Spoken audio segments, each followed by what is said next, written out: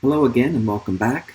This video lecture covers Chapter 6, Section 3 in our book. We're returning to a discussion of uniform circular motion, which we first introduced, as you know, in Chapter 4 when we were studying kinematics. And to remind you, uniform circular motion is that special kind of circular motion where a particle, as it moves in a circle, moves with constant speed, right? Constant speed, constant magnitude of velocity.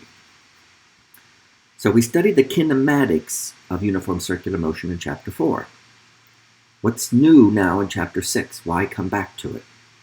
Now we're studying the dynamics of uniform circular motion. Why does a particle move in a circle at constant speed? And of course, it's still the same physics concept that will answer the why question, Newton's second law. We just have to be careful to apply it correctly.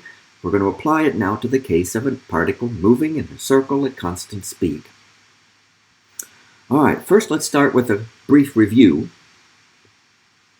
of the most important kinematic concept that applies to uniform circular motion. Let's say we have a particle. It's moving in a circle of radius r, right, at constant speed. Then we know this. The particle's acceleration is directed always towards the center of the circle, and the magnitude of that acceleration is constant. And there's the formula for that magnitude of the acceleration. It's the magnitude of the velocity squared, if you like, the speed squared, divided by the radius of the circle. Okay? And remember that acceleration arises because as a particle moves in a circle, its velocity direction is constantly changing. And if the velocity is changing, in this case in direction, there must be an acceleration. In this case, the acceleration is directed towards the center of the circle, and this is the formula for its magnitude. Speed squared over radius of circle. Now we're just going to combine that kinematic concept with Newton's second law. Because Newton tells me that if there is an acceleration in a particular direction, there must be a net force in that same direction. So there must be a net force on the particle directed towards the center of the circle. And that's just Newton's second law. If there's an acceleration directed towards the center of the circle, there must be a net force towards the center. And that's really all we're going to be saying in this whole section. Has to be a net force towards the center of the circle if the particle is going to move with uniform circular motion. Now, I'll mention this word again that came up in Chapter 4 when we studied uniform circular motion, and it had to do with this directed towards the center of the circle idea. Directed towards the center of the circle. Physicists often use a word when they're studying circular motion and they want to emphasize directed towards the center.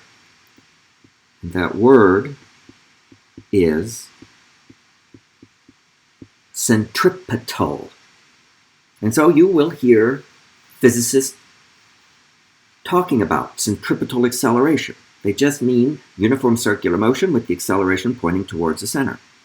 And I don't like this, but I can't deny the fact that you'll hear it commonly amongst physicists. They'll talk about centripetal force. I want to emphasize right away, there is no such special type of force in nature called the centripetal force, like there is the gravitational force. Okay? All I'm saying is that according to Newton, if there is an acceleration in a certain direction, in this case towards the center of a circle, there must be a net force towards the center of the circle. Okay?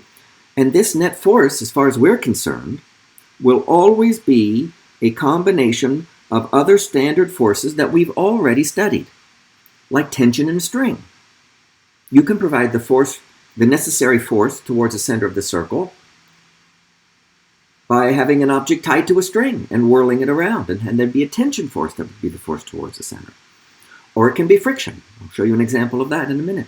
Or it can be a normal force. I'll show you an example of that in a minute. Or it can be a gravitational force, when one body orbits another, such as Moon orbiting Earth. Okay, but this net force towards the center of the circle is going to come from standard forces we've already studied. And we'll learn next semester about another one called a magnetic force that will do this for us as well. Okay, but again, I'm just emphasizing. The net force towards the center of the circle is going to come from one or more of the standard forces we've already been studying. Now let me show you a picture and talk a little bit about just setting up Newton's second law problems that involve uniform circular motion, or circular motion. Because there's just something a little bit different that we have to deal with than we had in what's called rectilinear motion, i.e. motion along a line. So what my little drawing down here in the lower left shows, well, it shows an XY coordinate system. We're looking down from above on something horizontal, and that gray disk would represent maybe an object called a turntable, which is a little table that rotates about an axis right there through the center, coming out towards us, like an old-fashioned record player. Okay?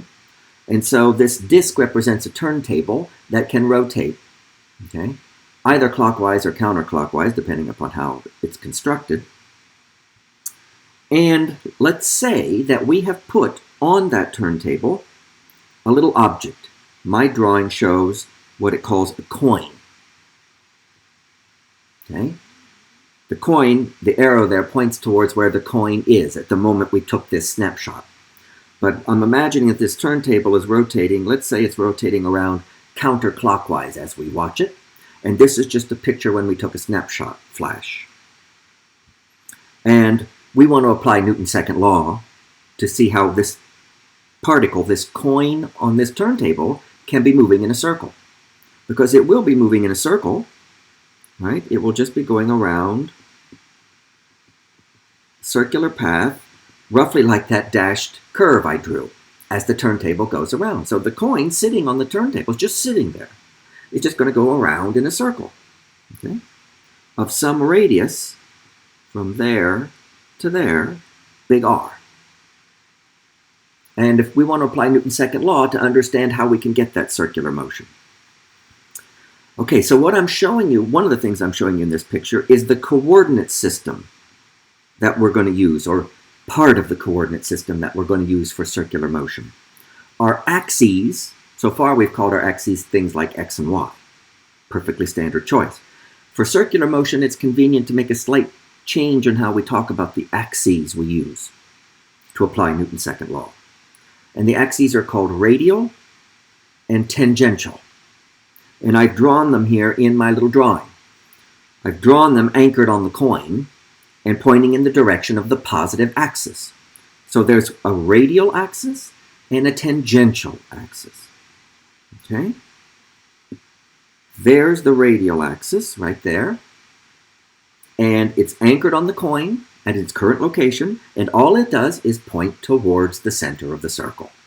The radial axis that we will take always points towards the center of the circle. The tangential axis is perpendicular to the radial axis and tangent to the circle. Hence it's called tangential.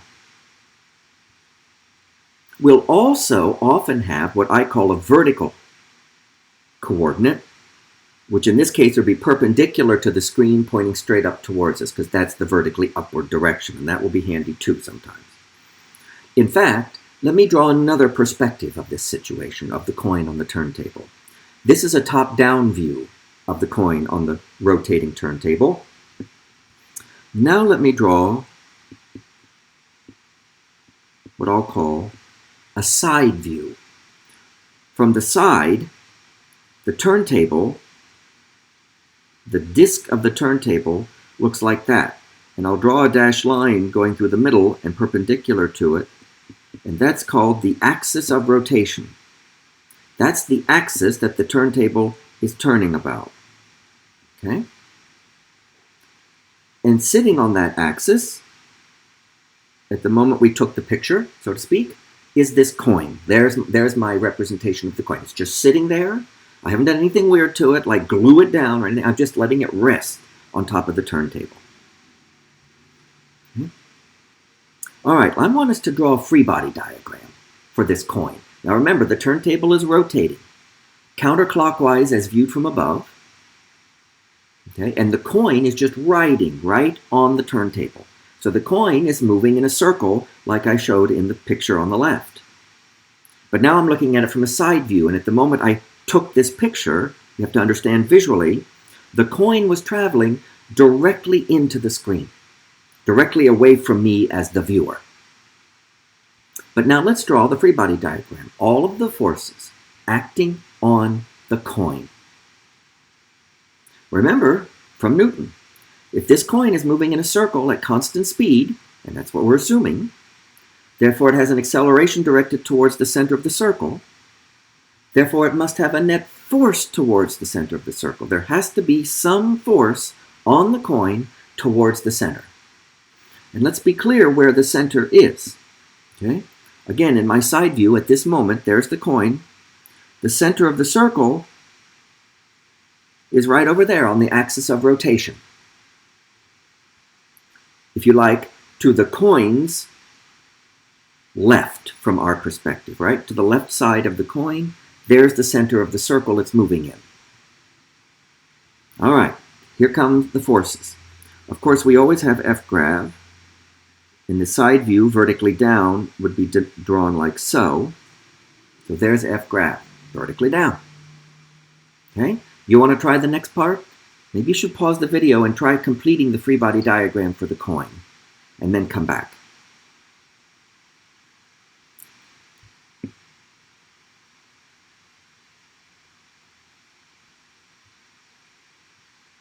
Okay.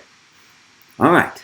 So, let's see. What else did you draw on the free body diagram? Well, the coin is on a surface, so there must be a force from the surface that's perpendicular to the surface, and we know that's called a normal force. So that has to be vertically up. Let's label it F normal. And as the coin goes around in a horizontal circle, there is no vertical motion of the coin up and down. So there is no vertical acceleration. So there can't be any net vertical force. So I know that these two forces, F normal and F grav, just balance each other. So that's the story for the vertical direction. But that can't be the whole free body diagram, can it? Because the coin is an acceleration towards the center of the circle. In this case, that's to the left of the coin for this picture. So there must be a net force to the left. What's that force from? Well, it's still coming from the surface of the turntable, but now it's parallel to the surface. The force from a surface that's parallel to the surface is called friction. So it must be a frictional force that's acting on the coin directed towards the center of the circle. Now here's another part of this that's interesting. Remember from an earlier video lecture, there are two kinds of frictional force, so-called static frictional force and kinetic frictional force. Which is the appropriate frictional force, static or kinetic? This one is subtle because it's very tempting to say kinetic frictional force because the coin is moving. But what's important for a frictional force is if there is any relative motion between the object that's resting on the surface and the surface. But in this case, the coin and the surface are moving around together. And the coin, it is assumed, is not slipping relative to the surface itself. It's just riding on the surface. So there is no relative motion between the coin and the turntable.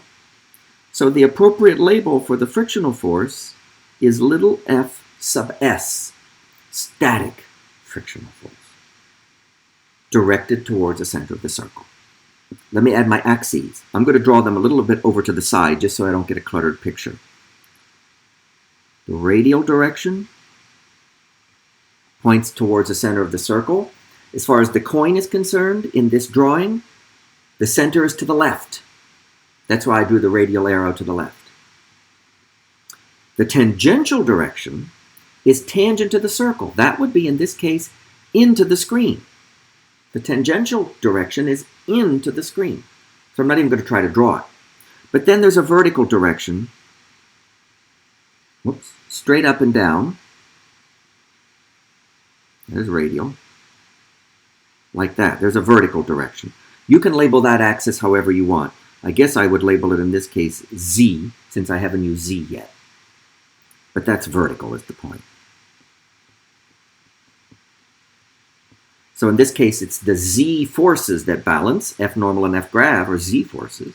And it's the radial force that's giving you the circular motion.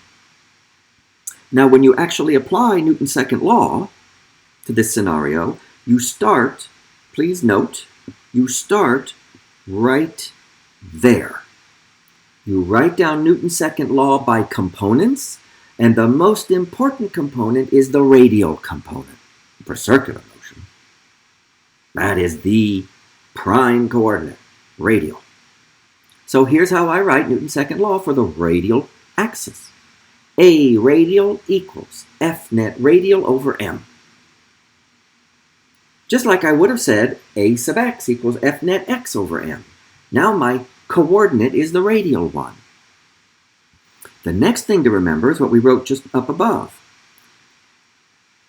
Our radial acceleration is our old friend v squared over the radius. The radial acceleration is towards the center, and its magnitude is v squared over r. So for the a radial part of Newton's second law, you can put in v squared over radius. Now on the other side, there must be a net radial force, and that's what goes on to upstairs, and then you divide by m. In our case, the net radial force comes from F static. All of the magnitude of F static is in the radial direction. So plus magnitude of F static over m. And that's all I can do at this point. I've just set up Newton's second law for the coin on the turntable. I can't go any further without additional information about the situation. I just want to show you here in this scenario our first application, or at least setting up, of Newton's second law for uniform circular motion. In this case then, the required force towards the center of the circle came from friction, static friction. But there are other ways to get a net force towards the center of the circle, other than friction. Let me show you one. Hopefully this will work. Okay. Here, when I run this, it's just a video that we made in the department. It's just a small sphere that's going to be rolling around on the tabletop, confined to the inside of a metal ring. And we're getting it moving pretty much at a constant speed around and around. So now the question is, first of all, what's the free body diagram? Well, let's focus on what's the force towards the center of the circle. If that sphere goes around and around in a circular motion at constant speed, then its acceleration is directed towards the center of the circle. So the question is, what's the force that's being provided? What's the force towards the center? You have to have that if you're going to have uniform circular motion. Think about that for a moment. Maybe you pause the video, but did you decide what is providing the force on the sphere towards the center? It's that ring that's in contact with it, yes? That must be the force towards the center. Think of that ring as a surface. So guess what? It's a force that's perpendicular to the ring at that point, perpendicular to the surface. The physicist would call it a normal force. Okay? All right, let me see if I can get to that video and run it so that you can see it. All right, now we'll slow it down for slow motion. It's just moving in a circle at constant speed. We're going to lift up the ring. Aha! Did you see what it did? I'll pause. Let me get you ready again. It's going around in a circle pretty much at a constant speed. So we have uniform circular motion. There must be a net force towards the center. It's coming from the normal force of the ring. What will happen if we lift up the ring and take it away rather quickly? We'll no longer have that normal force, right? So we can no longer have uniform circular motion. So we'll have motion in a straight line at pretty much constant speed. And up it goes. And then it just went straight off tangent to the circle that it was moving in. Right? Okay. So there we had a situation where the normal force provided the force towards the center. And when we took that normal force away, the circular motion stopped, and it just moved in a straight line. Okay? All right, here's another application. All right? Something that we haven't talked about before. But here's a model of a commercial airliner, an airplane. And let's just imagine an airplane in flight. Let's just imagine it flying what pilots call straight and level. So traveling horizontally relative to the ground, not climbing or descending or anything, and at a constant velocity. Turns out, in that case, there are 4 balanced forces on the airplane. Of course, F grav down. There's a forward force from the thrust of the engines. There's an air resistance force called drag. We haven't talked about it in this class, but you know that in reality on things like airplanes, you cannot ignore that force. That's opposite to the direction of motion. So if you're flying straight and level, the forward thrust force and the backward drag force balance. What balances F grav downward? There better be something. It comes from the wings, of course. It's called lift. That's up. Okay? Basically perpendicular to the wings. And those balance. What if the plane wants to wants to turn in a circle, so as to change its direction? How does it do it? I gave it away. The pilot has to bank the airplane, tilt along an axis, along the length of it, rotate it, so that the wings are no longer level. That's called bank. Okay? The wings are no longer level. Now the lift, which is always perpendicular to the wings, okay, the lift has one component vertically up, which can still balance F grav, and then another component pointing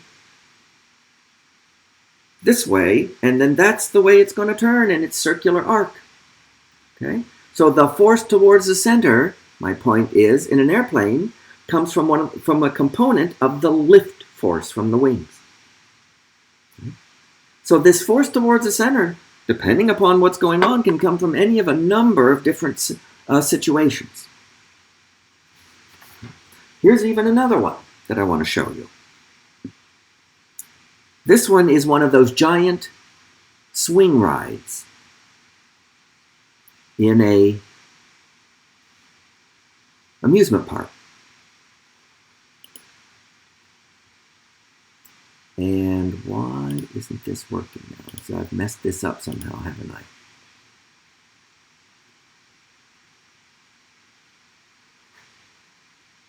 So bear with me just a minute.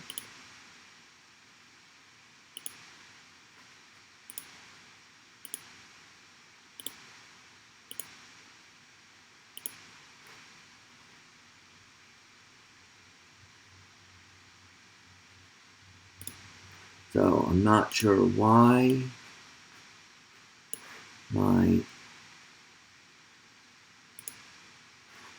okay, maybe now we're okay. Now I think we're okay, aren't we? Yes, there we go. All right, I want to show you one of these giant swing rides that you probably have seen at an amusement park. Okay? All right. I'm just going to run this YouTube video. And that's the name of the ride. There it is. It's a very tall, something like a 40-story building. And people sit in these swings on the ends of cables, which are on the ends of arms going out. And they take them up very high and then turn them in a circle. Okay? All right. Now, I just want us to analyze the circular motion part of what we see here. Okay? Yeah, this gives me vertigo as I watch it. Okay? I'm scared of heights, so I wouldn't do this. There you go. I just told you I wouldn't do it. Okay? But some people think this is fun. So I want us to analyze this motion. Okay, that's what I want us to do. Now let me get back here. It's a number of different. Here is my very schematic drawing of what I just showed you. I've got the central pillar of the ride, okay? And then coming out of that is an arm horizontally of length D, and then tied at the end of that arm is a cable or rope or whatever you want to call it. Let's give it a length L, and then this particle at the end of the rope represents a person riding. Okay? And the whole thing is turning around, as you can see by that arc. So this person at the end of that cable of length L is moving in a horizontal circle parallel to the ground. Let me try to represent that circle very roughly there in my drawing. Okay? The person is moving in a horizontal circle. And notice there's the center of the circle. And there's the edge of it. So that distance right there is the radius of the circle. Now notice also, and you could see it in the video, that when we were in circular motion, the cable that hangs down normally and has the person sitting in at the end of it, is swung outward and makes an angle that I've marked here, theta, with the vertical. That dashed line is just to help you see that the cable of length L makes an angle theta with the vertical. And we'll talk about why it has to be that way because of Newton. Okay? But that's just the geometry.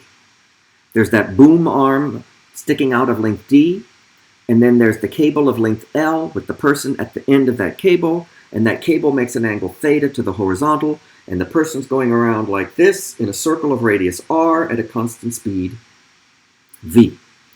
And what I want us to do here, using Newton's second law, is to find an expression for the speed v of the person's uniform circular motion in terms of d and L and g and theta. In other words, we could use that video, and if we had video capture software, we could estimate the length d and the length L and the angle theta, and then we would be able to calculate how fast they were going around. That's what I want us to do. Okay? All right, so let's kind of do that together. We'll start with a free body diagram. Okay? Obviously the system, we have to pick a system. It's that person. That's our particle. Okay? Right there. That's our system, the person. Moving with uniform circular motion in a horizontal circle of radius r. All right, I'm going to draw the free body diagram over here to the side. But it applies to the person at the moment that this figure has been drawn. By the way, at the moment this figure has been drawn, the person's velocity is into the screen, going directly away from us. We're drawing a side view. All right, let's try the free body diagram. You should do it first yourself, okay? Pause the video and draw a free body diagram for the person at this moment. Remember, the center of the circle at this moment is due left of the person. Okay? Okay, draw the free body diagram. All right, did you give that a try? I really hope you did. So if the person, at the moment we're drawing this, is traveling in a circle, moving directly away from us into the screen, with the center of the circle to our left, then there must be a net force to the left, right? Towards the center. All right, let's list the forces. Of course, F grav is always vertically down. Force due to gravity. What else?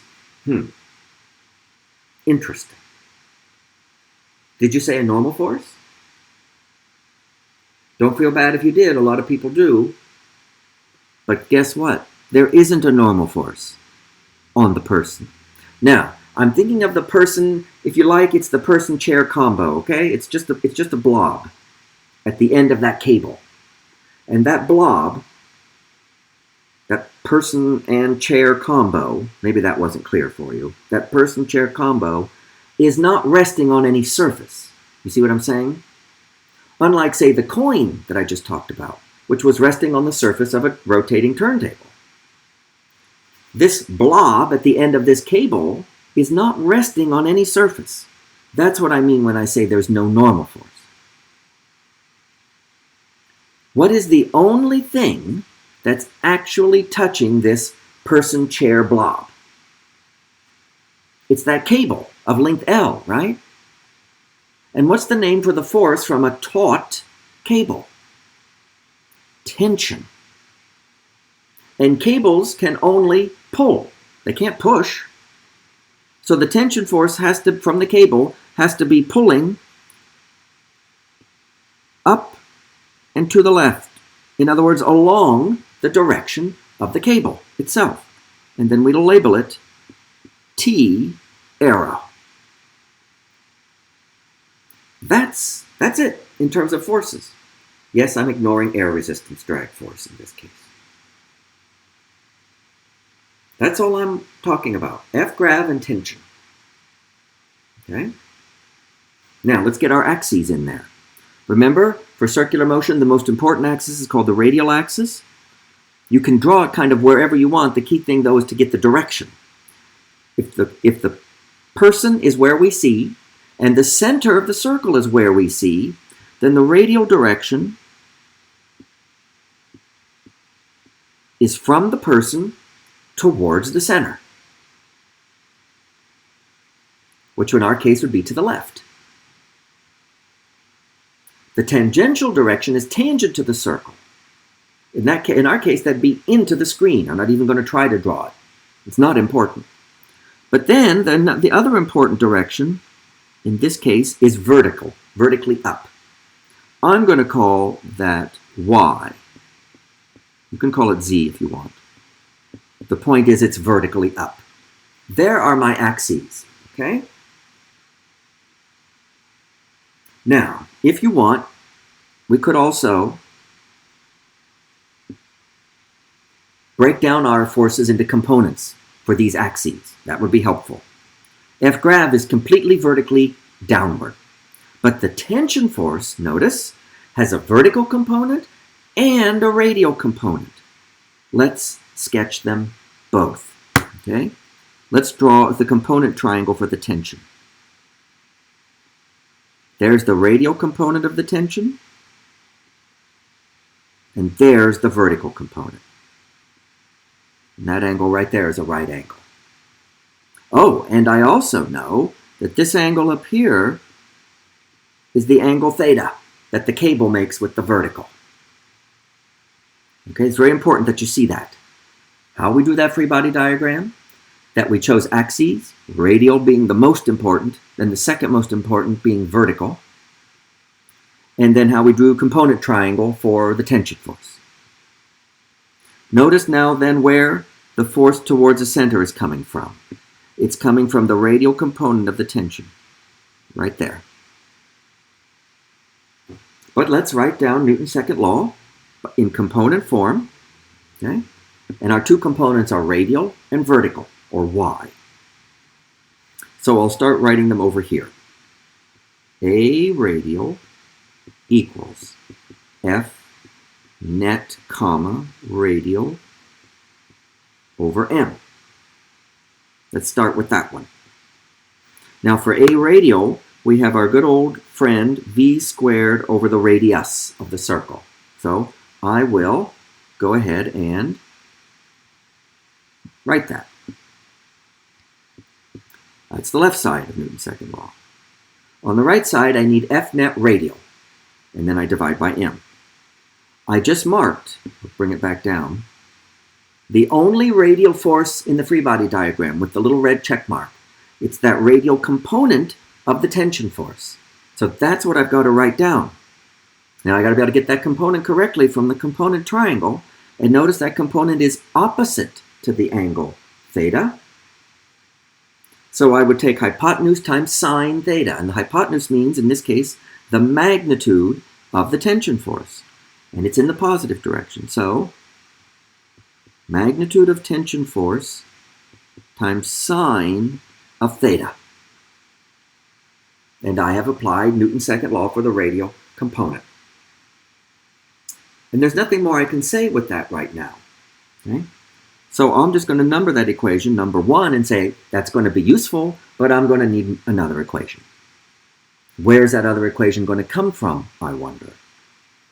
How about applying Newton's second law for the other coordinate here in the drawing, the y coordinate? Let's do that as well. Let's write it over here. A sub y equals f net comma y over m. Now, again, the particle is moving in a horizontal circle at constant speed. There's no vertical motion, and we're not worrying about that part that you saw in the YouTube video where it's going up and down. Don't worry about that. It's an interesting complication, but I'm not doing that now. Horizontal circle. No vertical motion at all. So I know from the physical situation I'm studying that there is no y acceleration. A sub y equals 0. So I conclude from Newton that the net y force on the particle must equal 0. So I just need to get all the y forces and add them up and make them total 0. Where are the y forces in the free body diagram? Well, there's of course F grav with all of it being negative y, and then there's this y component of tension being positive. And those two end up balancing each other. So let's write down that expression. Okay? All right, just let me move this up just a little. That's enough for now. All right. Upward, I have the y component of the tension. Let's be careful. That would be magnitude tension cosine theta, because the y component of the component triangle for tension, the one marked with the black check mark, is adjacent to the angle theta. So hypotenuse times cosine theta. Then minus the entire magnitude of F grav. And that must equal 0. Okay, now I'm going to push this up a little more, because I'm pretty much done with the free body diagram. Let me remind you of the canned formula for the magnitude of F grav. It's the mass of the particle times little g. So that's what I've got here. And that's what I'm going to use. Okay. All right. So, magnitude t cosine theta minus mg equals 0, or how about like that, equals mg. Now that's a second equation, yes? Now I've got two equations. That'll be enough. Remember, my goal is to find an expression for v. How fast is the particle moving around in its horizontal circle? I couldn't just stop with equation 1. You see why, and claim I had my answer? I couldn't just solve equation 1 for v and say, I'm done. Do you see why that's not acceptable? The problem said I'm allowed to have the answer for v in terms of the following stated symbols: the distance d, the length l, little g, and the angle theta. Equation 1 has all kinds of other stuff. So I'm not done. But what I can do is use these two equations to get rid of something unknown that I don't want, like the tension magnitude in that cable. So let's solve equation 2 for the tension magnitude. That's not hard. Just do your algebra on equation 2 and solve for T magnitude. You get T magnitude equals mg divided by cosine theta. And now substitute this expression into equation 1, where the t is. So now what I have is v squared over r equals. Now for the t, I'm going to write it like this. Group things with parentheses. mg over cosine theta. That's the magnitude t part in equation 1. And that's multiplied upstairs by a factor of sine theta and divided by a factor of m. You see, all I did was substitute the expression for t into equation 1. But now, some good things happen. Like the mass, m, is upstairs and downstairs and cancels. I don't need to know the mass of the person and chair blob at the end of the cable. Doesn't matter. And the equation then on the right simplifies to g times the tangent of theta. So now let's solve for v. How fast is the person, chair, blob moving? So I multiplied both sides by r. So I get rg tangent theta. And take the square root, right? Because it was a v squared. And I'm almost done. But the problem told me what my answer v can depend on. And r is not one of those symbols. R is the radius of the circle. But a quick look at the picture, again, reminds me or points out to me that I can express the radius r in terms of d, l, and theta. Do you see that? That's just some geometry and trig there. From that picture, I can see that the radius of the circle, r, is the length d of that horizontal arm coming out, plus this part right here that I just drew in red, which is the length L times sine theta. Okay? All you got to do is look at the drawing and use some geometry and trig. You should be able to convince yourself that the r is equal to d plus L sine theta. So with that in mind, all I do is go back up here, and where the r is, I put the combination d plus L sine theta in parentheses. Then that's multiplied by g and by tangent theta. And I have found my expression for the speed at which it's going around. I need to be able to measure 3 things on the YouTube video. The horizontal length d of the arm that's coming out, the length L of the cable, and the angle theta that it makes with the vertical. And then I can just plug into this formula, and I will be able to then get for you how fast it was going around. Okay, so there's an application of Newton's second law to a real-world situation involving uniform circular motion. Okay, I'm hoping that these are helpful. We'll be doing another application in the next class video. But for now, I'm going to leave you with a class engagement exercise that you will answer on Blackboard. Okay, here's the scenario.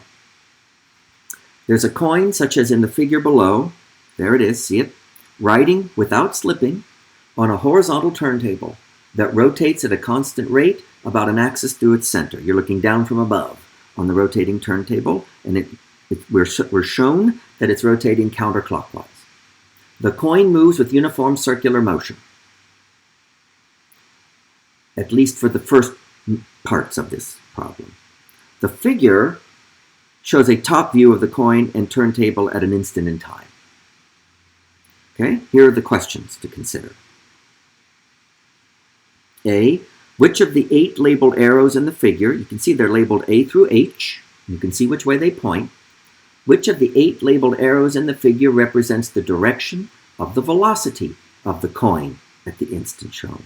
So when you go into Blackboard, you put A, part A, and then you put a letter, capital A through capital H, for the correct answer. Part B, which of the 8 labeled arrows in the figure represents the direction of the acceleration of the coin at the instant shown? But if the answer is acceleration is 0, just enter 0 for the answer. Part C, which of the 8 labeled arrows in the figure represents the direction of the net force on the coin at the instant shown? The answer is 0, enter a 0. Now part D, I will warn you, is a little bit tricky, and it is expressly not uniform circular motion. Here's what's happening in part D. Which of the 8 labeled arrows in the figure best represents the direction of the net force on the coin at the instant shown? Fine. If the turntable is speeding up in the direction of rotation, still assuming that the coin does not slip relative to the turntable. So that would be the case, for example, when you first turn the turntable on, because initially it's at rest, and it has to speed up to its final rotational rate. So here we're talking about the case where the coin is moving counterclockwise in a circle and speeding up. What do you think is the best choice for the arrow for the direction of the net force? That one's a little bit of a challenge. Just see if give your best shot at it. Okay? All right, so that's our class engagement set of questions for this video lecture. And that's all for right now.